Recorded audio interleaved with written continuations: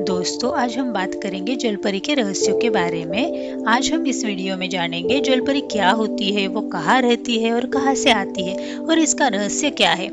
जलपरी का जिक्र हमें हर देश की पौराणिक कथाओं में देखने को मिलता है, तो क्या अब हम इस बात को इनकार कर दें कि इसका वजूद था ही नहीं। अब हमारे सामने सवाल ये खड़ा होता है कि अगर इसका अस्तित्व नहीं था तो फिर इसकी कल्पना प्राचीन काल से कैसे की जाती है। क्या ऐसे हो सकता है कि जिस चीज का वजूद नहीं हो वो हमारी कथाओं का हिस्सा हो, या फिर सच्चाई कुछ और ही है।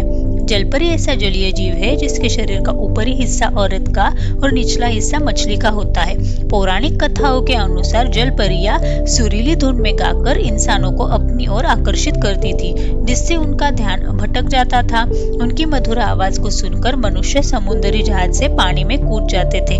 कई बार पूरा का पूरा जहाज भी समुद्र की तल में समा जाता था। कुछ ऐसी कहानियां भी प्रचलित है जिसमें जलपरियां डूबते हुए इंसानों की मदद करने के प्रयास में उनकी भी जान ले लेती थी, क्योंकि वे उन्हें बचाने के दौरान ये भूल जाती थी कि मनुष्य पानी के अंदर सांस नहीं ले सकते। आइए जानते हैं जलपरियों से जुड़ी एक पौराणिक कथा के बारे में। इस कहानी के बारे में कहा जाता है कि ये जलपरियों की पहली कहानी है। असाइवियन की रानी अटलांटिस, जो सेमिरमिस की माँ थी, एक चरवाहे से बहुत प्यार करती थी, पर न चाहते हुए भी उसे अपने प्रेमी को मौत के घाट उतारना पड़ा। इस बात से वे इतनी शर्मिंदा हो गई थी कि उसने तालाब में छलांग लगा दी और एक मछली का रूप ले लिया। लेकिन जल भी उसकी खूबसूरती को छिपा नहीं पाया और इस कारण इसका आधा शरीर पहले जैसा ही रह गया, जबकि शरीर के नीचे का हिस्सा मछली की तरह हो गया। ये ग्रीक की सबसे पुरानी कथा थी जो लोगों के मुंह में सुनी जाती थी। अब मैं आपको जलपरी से जुड़ी एक और पौराणिक कथा सुनाने जा रही हूँ। एक मशहूर कथा के अनुसार अलेक्जेंडर की बहन मरने के बाद एक जलपरी बन गई थी। जलपरी के रूप में दूसरा जन्म पाने के बाद वो काफी समय तक जीवित रही और जब भी कभी इसके इलाके से होकर कोई जहाज गुजरता था तो वो हर नाविक से एक ही सवाल पूछती थी कि महान अलेक्जेंडर जीवित है। जिसका सही जवाब था वो जीवित है और दुनिया पर राज करता है। ये सुनने के बाद वो बहुत खुश हो जाती थी और जहाज को जाने का रास्ता दे देती थी।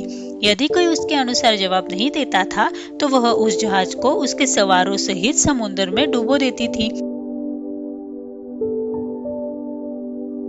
इसी प्रकार हम चीनी कथाओं पर नजर डालें तो पुरानी कथाओं में जलपरियां एक बेहद खास जीव हुआ करती थी, जिसके आंसू मोतियों में बदल जाया करते थे, जिस कारण मछुआरे उन्हें पकड़ने की कोशिश में लगे रहते थे।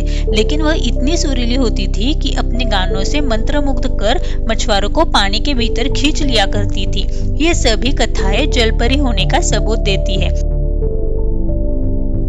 अगर हम वैज्ञानिक और विशेषज्ञों की दृष्टि से देखें तो जलपरी जैसी किसी का भी वजूद नहीं है। यह मनुष्य द्वारा की गई एक कोरी कल्पना है। यदि जलपरी का वाकई कोई वजूद है तो एक ना एक दिन वो जरूर सामने आएगी। आपको ये जलपरी की कहानी कैसी लगी मुझे कमेंट्स में जरूर बताएं और वीडियो पसंद आया है तो इसे लाइक करके अपने फ्रेंड्स में शेयर जरूर कीजिए। और अब तक आपने हमारे चैनल को सब्सक्राइब नहीं किया है तो वीडियो के नीचे दिए गए सब्सक्राइब बटन पर क्लिक करके सब्सक्राइब जरूर कर ले।